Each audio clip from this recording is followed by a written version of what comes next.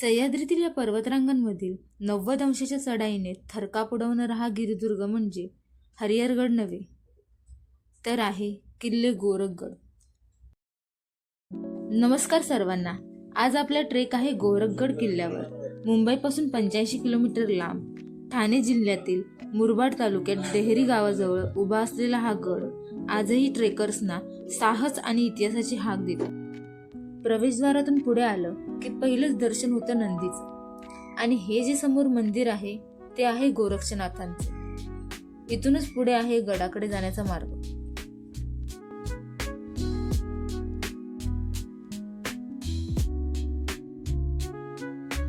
नाथ संप्रदायातील गोरक्षनाथ यांच्या साधनेचे हे ठिकाण असल्याने या किल्ल्याचे नाव गोरखगड असे पडले।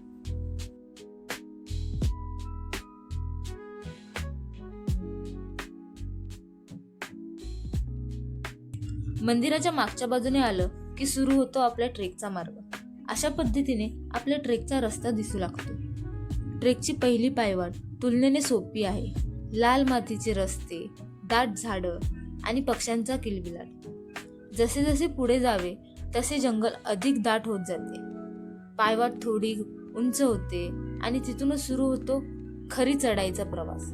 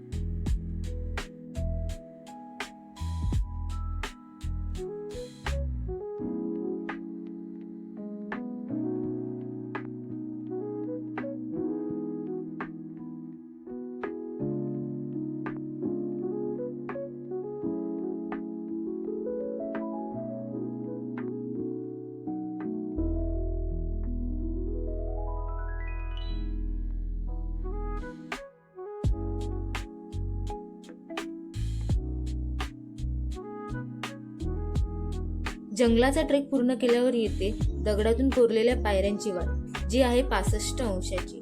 मग पोहोचतो आपण किल्ल्याच्या पहिल्या दरवाजाजवळ, आणि असेच आपल्याला 3 पॅच मिळतात, जे याहूनही अधिक थरारक अनुभव देतात।